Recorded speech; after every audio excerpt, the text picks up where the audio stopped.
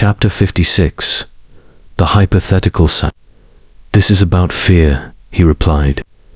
There it is again. About fear again. How is it related? I asked. In the early days of the Buddha's emergence, countless people attained Buddhahood. When they achieved perfect Buddha, they vowed to continue to teach the method of becoming Buddha. The Buddha called this group the Arya Sangha, meaning the group of people who could access noble knowledge, or the society of those who do noble deeds, and continue to spread the concept of being Buddha, or being a noble mind endlessly. But after the Buddha's passing, the people and kings who had faith in the Buddha feared that his methods would disappear, so they decided to record all the methods in writing.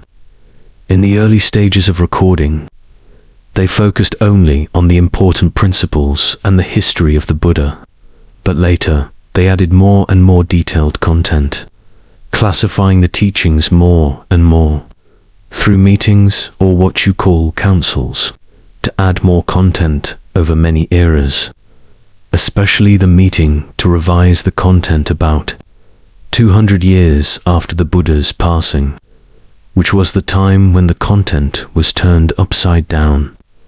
And because at that time the Buddha's fame had spread to distant lands, and there were many Sangha members, but those Sangha members did not truly have the qualities of Buddhahood.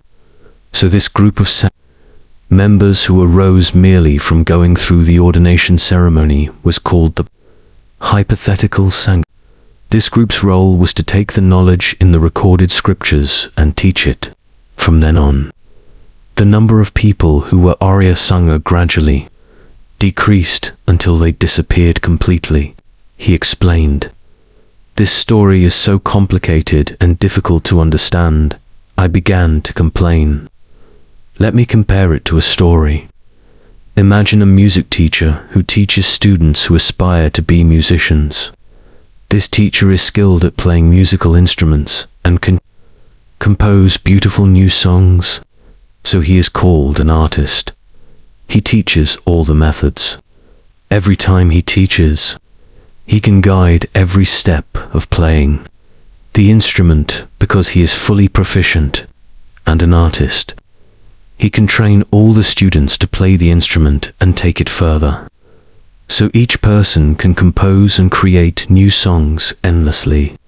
In other words, a teacher who is an artist can teach students to become artists, and new artists can teach others to become artists. But later, a curriculum was recorded to be used for learning. The teacher who taught it did not have the qualities of an artist, could not play instruments, and could not create beautiful new songs. What he taught was the knowledge of the teachers who had recorded it, not his own knowledge. The result was people who could memorize the knowledge and teach others to memorize the knowledge. The artists disappeared because neither the teachers nor the students were artists, he explained. Textbooks can't make people artists, I asked. They can, if they take the knowledge they gain and put it into practice, by picking up the instrument and playing it, practicing creating and composing new songs. But what appeared at that time was that they only memorized the old knowledge and competed to see who could memorize more, ranking the memorizers by level, without actually practicing anything. In fact, some artists may not need to learn from the curriculum that the teacher teaches. They just pick up the instrument and practice on their own, with trial and error. If they have enough effort, determination, love, care, attention to detail, and patience, they can develop the skills to reach the goal of becoming an artist, he replied. I understand that musicians or artists have to go through practice, but for the Buddha, for the state of spiritual liberation, what is practice? I asked. I think you should save this question to ask the Buddha, but for sure, The result of being a Buddha mind is certainly not the same as being a human mind, he replied, leaving me with a mystery to follow. Asked the Buddha, does that mean the current me will get to talk to the Buddha in the past? I asked immediately. Yes, he replied. At first, I thought it would just be seeing him through the eyes of Akita. I can talk to the Buddha too. Why is that? I asked. Don't forget that you are currently traveling with your mind.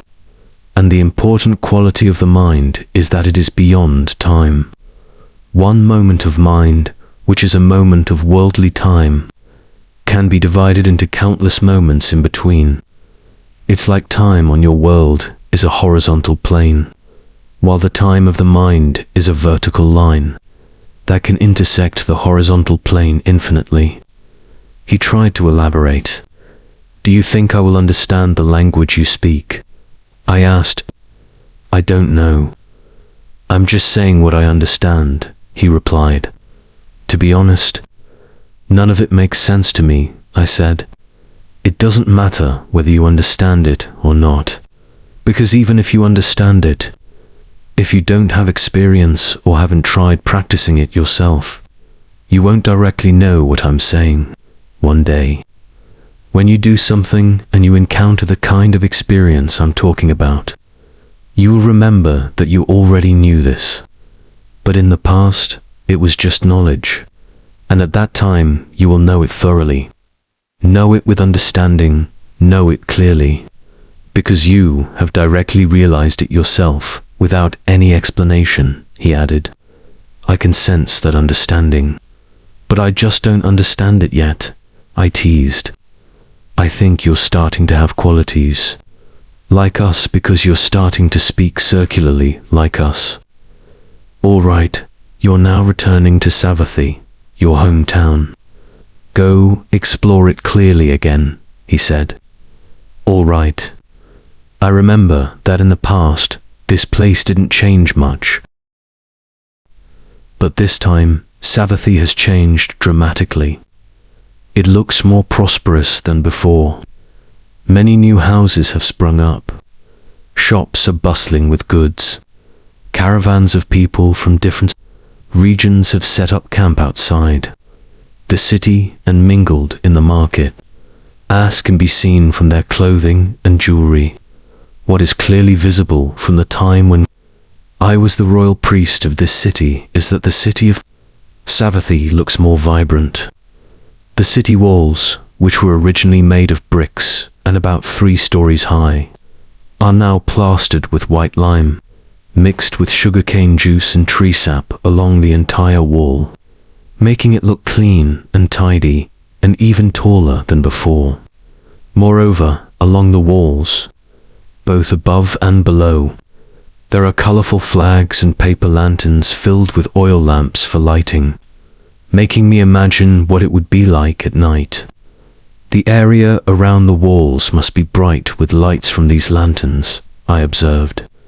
Do you think it's because of the Buddha that this city has become so remarkably prosperous? I asked.